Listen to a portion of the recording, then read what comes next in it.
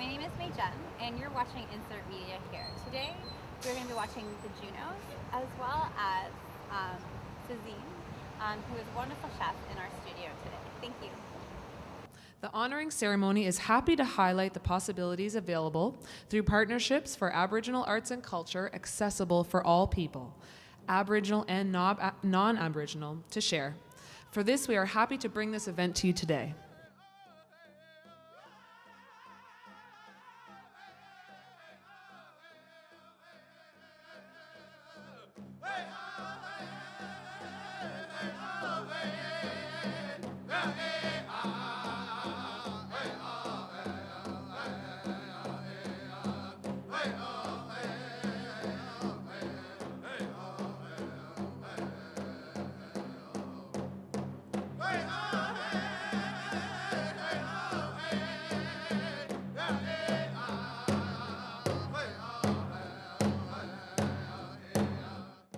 We are here to celebrate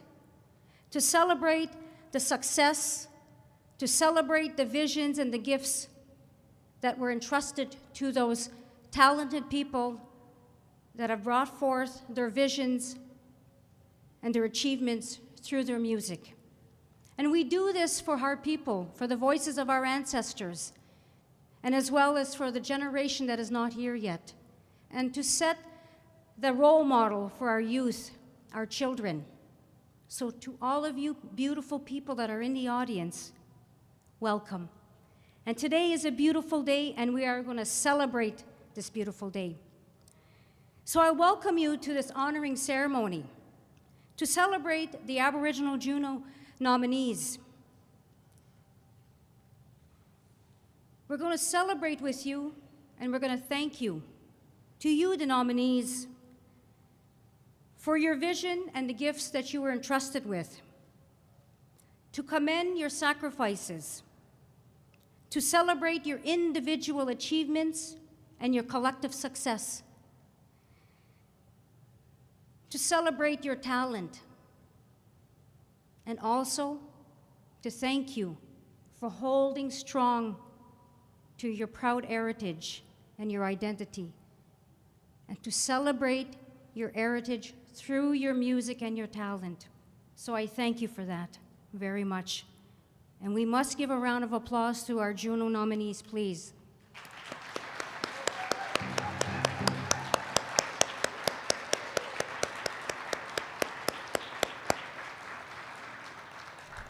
Chimigosh Claudette for your beautiful opening. Another round of applause for Claudette. Command everybody. Since the tender age of 9 years old, Aurora Finkel has had an impressive musical career. Since having won the $2,000 grand prize at 2008's National Aboriginal Day We Got Talent competition here in Ottawa, Aurora has performed at the Senate at Parliament Hill, the Grand Hall at the Museum of Civilization, powwows, music festivals, galas, and conferences, as well as having appeared on numerous TV and radio shows and other publications. Aurora is now 13 years old and continues to perform regularly. David Finkel has been called a Renaissance man. Hailing from Tyendinaga Mohawk Territory in southern Ontario, he is an award-winning multi-instrumental recording artist versed in many musical genres. He's a sound engineer, a storyteller, a producer, drum and flute maker, and has completed many scores for various theatrical productions. So David and Aurora, please come up. Play some songs for you guys.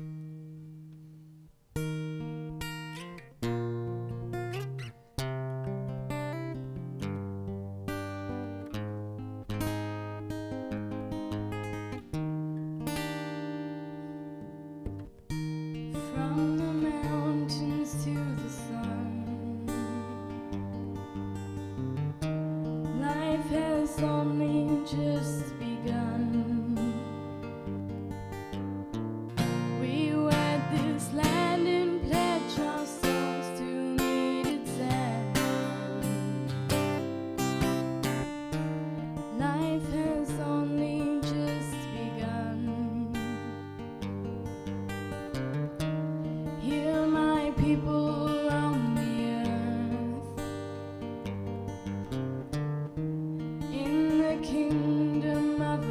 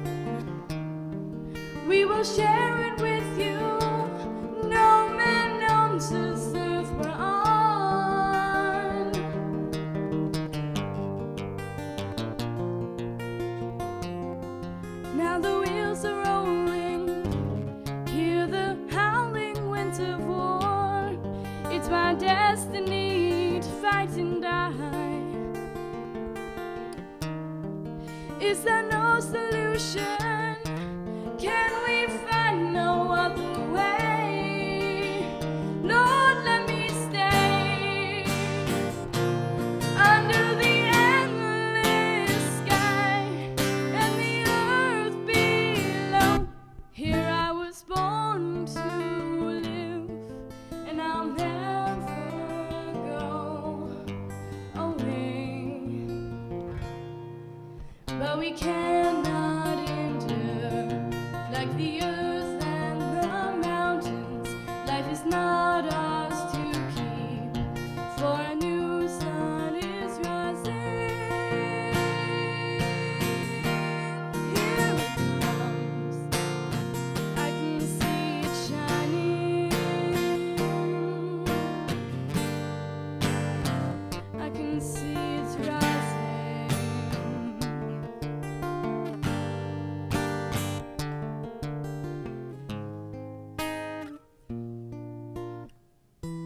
Soon these days shall pass away. For our freedom we must pay. All our words and deeds are carried by the wind. In the ground our bodies lay. Here we'll stay. Thank you. Stay tuned for more Insert Media here. On behalf of Brian Wright McLeod, Elaine Bomberry is here to briefly explain the history and purpose of the Aboriginal Juno category. Please welcome Elaine. And right after that, we're going to begin announcing the nominees and doing the gifting. Sego, Ani, my name's Elaine Bomberry. I'm Ojibwe Cayuga from Six Nations on the Grand River Territory. It's an honor to be here on an Algonquin traditional territory. Thanks to all the elders and the drum as well. It's just been a wonderful day. Let's hear it again for those wonderful young performers. Wow.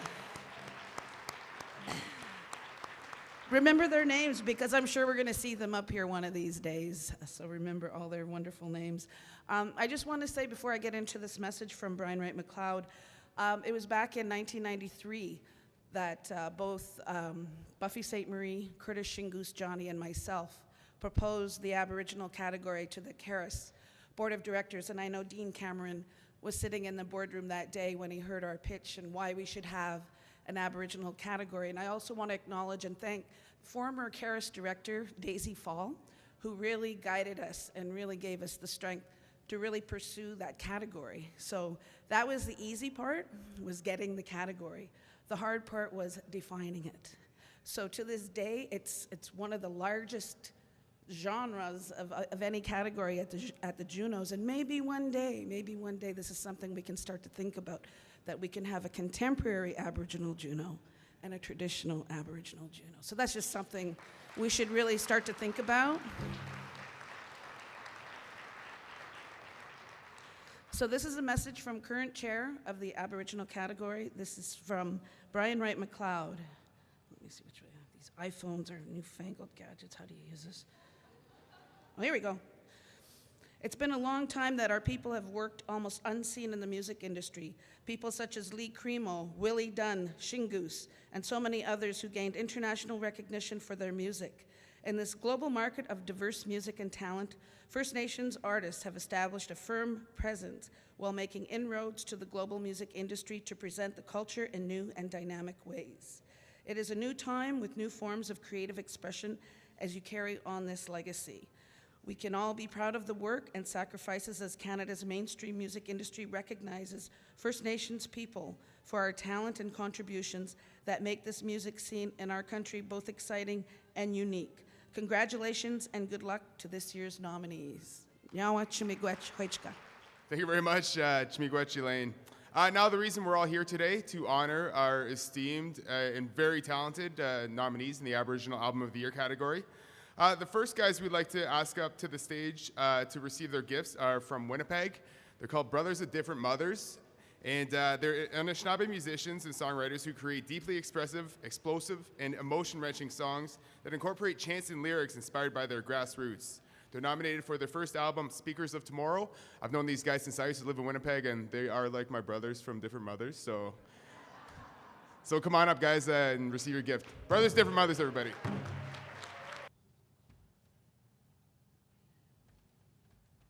Bonjour, Anin. Manidu Benes Ganu, Dishnaka, Inundam, Nagig. Gitacha Gaywaywin, my brothers. Gitacha Gaywaywin, my brothers. Gitacha Gaywaywin, my brothers. Gitacha Gaywaywin, Ikwe, my sister. Thank you for providing the music. Elders, Kichimigwich for the prayer. It's a diverse group of talent that we're up, that are being honored here. Murray Porter, Randy Wood, Donnie Pronto, Flying Down Thunder, and Rise Ashen. It just says it all right there. We're just here. We're gonna represent our rock, and we're very proud and honored. Thank you, Miigwech. Yeah. Next, I'm going to speak about Donnie Parento, and he'll be receiving his gift. Donnie was born and raised in Prince Albert, Saskatchewan. He is one of Canada's. Great. He is one of Canada's most versatile and dynamic country music singer-songwriters. He has performed with the likes of Charlie Daniels, Marty Stewart, Tim McGraw, Shania Twain, and many more. Donnie is a multi-instrumentalist who performs with energy and enthusiasm on the fiddle, mandolin, acoustic, and electric guitar. Please welcome Donnie Parento. Every word that he was saying. They say I have 30 seconds. You might as well throw away your watch because I've got a lot to talk about. I really want to speak, and the way that we speak as Aboriginal artists, the way that we do what we do straight from the heart. So this is exactly where this is coming. The Métis culture, I was born and raised in Prince Albert, Saskatchewan at 6 years old. I discovered what my culture was in a harsh way by being ridiculed in school, called a half-breed. Not knowing what my culture was, I went home and asked my mom and dad, what's that word mean? They said, that's bad. And they said, you are not this. And I'm ashamed to say that we used to have to hide the fact of what we were. And today we don't hide anymore, because some of those same people that used to call me half-breed, they walk around wearing the Métis sash, and they're proud of who they are now. And I sit back and I say, we only do what we do. And when I learn more about my culture, I'm going to quote what Louis Riel said before he passed away. 100 years from now, we're going to rise again. The Métis culture will rise again. And it's the artists that will be the voice. Louis, we're singing. Some of the great urban anthems for our growing population here in the city. So Flying Down Thunder and Rise Ashen, please come up and accept your gift. And there are just so many life teachings that weren't just meant for Anishinaabe people, was meant for really everyone. And that's what we incorporated into the One Nation album. Along with that, making some really cool beats with Rise. So with that, I'll pass the mic to Rise, otherwise I'll keep talking. You guys. Kwekwe. Thank you so much, Nisha Kibinya, my collaborator. Flying Down Thunder, he wears his name really well. He really does bring the thunder. And I just want to say thanks to him for welcoming me into this amazingly rich, deep, beautiful spiritual music tradition. And I'm really proud to be here with all of you. So, miigwech. He's a self-taught blues singer, songwriter, musician for over 30 years and has shared the stage with the likes of B.B. King, the late Etta James, the Neville Brothers, and many more. Please welcome Murray Porter. Well, thank you so much. Nawe, Hawa, as they say, and Hochka from my nation, where I'm living now, the people in BC. I've been doing this for a long time. Apparently, I'm an elder in training. I did everything, but the smudge was great. The drum is great. Thank you guys for being here. I really love the category. I love the diversity of it. And I'd like to see all these young fellas here. I know all their fathers. And maybe your grandfather too, I'm not sure. Donnie, you've been around a long time. The Ottawa boys, Razashin, you guys, great, man. I saw your show last night. It was really beautiful stuff. And I want to congratulate all of you, not just the nominees, but all of you for coming and sharing this with us. Because without you, we would be nowhere. We have to have our fans. We need our support. And of all the categories and all the Junos, this category has the most support of any. So thank you so much. My name is Murray Porter. Nyawa! There's a guy blonde hair, blue eyes, just about your age. Hasn't worked there half as long as you. He makes twice as much money as you do. Res blues, res blues. Stay tuned for more Insert Media here. Hi, you're watching Insert Media here. I'm Joni Mendowagan. I'm here with Cezin. Hi. How are you? Excellent. How about you? I'm good. What are we doing today? I'm going to teach you how to prepare the bannock with the Bannock bag? Yes, the bannock bag. No need to knead, guys. So here we go. Here we have the bowl. So we're gonna in this go ahead. bowl, there's what's in this bowl? There's flour, salt, baking soda, and love. And Yeah. oh. So as you can see, I've started you off by making a well, and then we're gonna pour lukewarm water into it. And as you're pouring, you're gonna pour slowly and you're gonna stir slowly. Okay, I'm gonna use my good hand for the stirring. Okay. So basically, you want to add just enough water that it absorbs all the flour. Okay. You don't want to add too Okay. much. I mean. No, I don't get this started. With bannock, you always have to make sure that all the ingredients are mixed Yeah. well. It takes time. So this is pretty handy, I'm guessing. Definitely. Quick. Women on the go.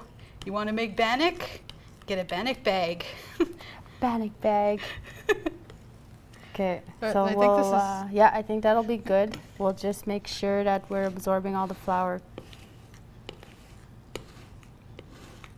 There's no need to knead for this. That's why I came up with this this kind of mixture, because it's really easy. Like you said, it's easy for women on the go or mothers, and if you're busy, it's like I said, you don't have to make a big mess as well. Mm-hmm.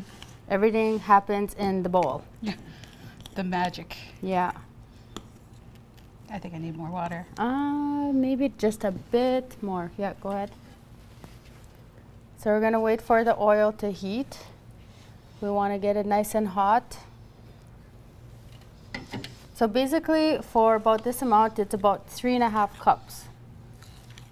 And how many Depending. people does it serve? Sorry. It serves about depends how big you're making them. It'll serve between 25 to maybe 30 pieces. That'll be good. It's perfect. And now we're gonna check the heat of this temperature. We kind of heated it up earlier, but we'll check. And this is how I usually check, just to see. No, it's not ready yet. So we need to wait for the fizzle, the shizzle, the shizzle, your nizzle. We gotta wait for the sizzle. All right. So while we're waiting for the sizzle, let's talk about this maple syrup that you brought. This maple syrup is from Kitigan Zibi, and it's what they make every spring. And I brought some here today so we can dip some of our bannock into this really awesome maple syrup. I cook everything with this Hawa Zibi maple syrup, by the way. And right here beside us is what the pre-mixed bannock looks like. And yeah, you can get them from also my website, wawatekatering.com. Follow me on Twitter, Facebook. What's your Twitter Twitter hashtag? account? My hashtag's just at wawatekatering. Yeah. So right. it'll be a while. So you have your own company, Wawate Catering. How is that? It's going really, really well. Yes? It's excellent. I'm really happy. I'm going to start doing this full time. It's basically a hobby that I'm going to turning into a business. I love it. Grew up doing it. Yeah. For those of you who don't know, you can reach Cezin for any catering that you want done. So Cezin, how much are the bags?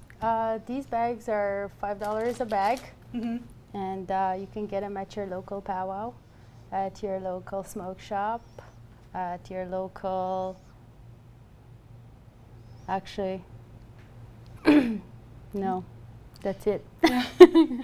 So be on the lookout for those Bannock bags at the powwow. Yeah, definitely. These are precious bags. Yeah. Are you thinking of making them in a bigger size? Let's say somebody wants to. Well, this is actually pretty big. Look at the that's size of quite a that. bit. Actually, I'm coming up with another kind. I've already thought about making the whole wheat bannock, but it's really hard to do whole wheat bannock, whole wheat on itself, because it's really heavy. So what I'm doing is I'm mixing half whole wheat and half white flour, and it'll be a new one. We won't be frying this one. This one will be made to bake. So I'll have the no need to knead bannock, as well as the whole wheat bannock, and then just a regular bannock. So I'll have like 3 different kinds. Yeah. Yeah. That is neat. Yeah, I'm just slowly working on it, but it'll be out this summer, definitely. Yeah. Yeah. And with bannock, you can add like anything to it right now. Yeah, definitely. If you wanted to add, let's just say instead of having water, just plain water, you can add some brown sugar to that, or maple syrup, and throw some raisins in there, and you'll have like fried raisin bread. Oh, that sounds delicious. Definitely. It's cool. I love all sorts of bannock. Yeah. But I also brought, like I said, the maple syrup. So once that's done, we're going to be dipping our maple syrup in there. So tell us about your family. Do they make maple syrup? Yes, we make maple syrup, except this year was a little, the season wasn't too good. It got warm too fast, so it was a very short week, probably lasted about 3, maybe 4 weeks. Just warming of the weather, and it shortened it. We didn't get we didn't get as much as last year. So how much do you normally get on good weather? I've never actually measured. I don't, it just, as soon as we make it, it's pretty much gone. So I never really,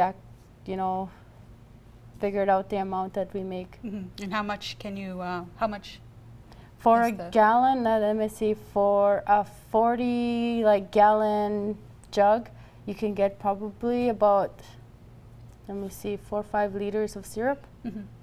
Yeah, because you got to boil it down. It takes a long time. Basically, yeah, you got to boil down at least 20% of what you had at the beginning. 20-25%. How much for one jar? These ones are, I believe, they're $8. Then we got the 1 liter ones, and then those are $20 about. And then we have the 250 mLs. Those are smaller. Those are about, no, this one is 12. The other one is about 7 or 8. Yeah. Yeah. So we'll check this now, and then I think that should be ready. I can smell the grease, actually. It smells. Yeah, there you go. You hear the sizzle? Yeah, I heard the sizzle. You heard the sizzle. Okay, I'll let you do that. Okay, so I am going to take it. I use 2 spoons. It's really easier with 2 spoons. It's cleaner. So you got to spoon the bannock into the oil. Yeah. Just like so. And they're bite-sized. Yeah, you got to be careful. It's really hot, the oil. You don't want to burn yourself.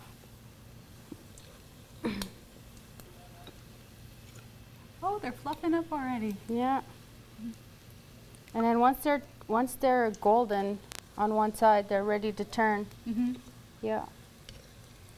How long on each side, would you say? I would say about 3 minutes, 3.5 minutes on each side. But if you notice that your oil, if your bannock is turning golden too fast, then you got to turn down your temperature, because everyone's stove is different. Everyone's heat element is different. Yeah. So you don't want to cook these too fast on the outside, because then they'll get raw. They'll be raw. They'll be too doughy. Yeah, like I said, 2-3 minutes. Then you're gonna flip them. You'll see the color. Then the more you buy, the more you get used to the Bannock. I specialize in Algonquin cuisine, you know, like the wild meats and like Bannock, baked Bannock. But I also incorporate like the, how do you say that, the decor of the Algonquin, like not necessarily always wild meat. Yeah. You know, a lot of people won't want wild meat, they want just beef or chicken, but I also bring my culture to the decor, you know. I got to bring some sort of, like infuse my culture with the modern. So, but my specialty is Algonquin cuisine. Yeah, what my grandmother taught me, I use a lot of my grandmother's recipes. Simple, but very delicious. What's your favorite recipe? My favorite recipe would have to be probably her roasted beaver. Like it's stuffed with potatoes and onions, salt and pepper, and she will roast that either open fire or in the oven. Yeah. Wow. Really simple, but it takes a long time to cook that beaver.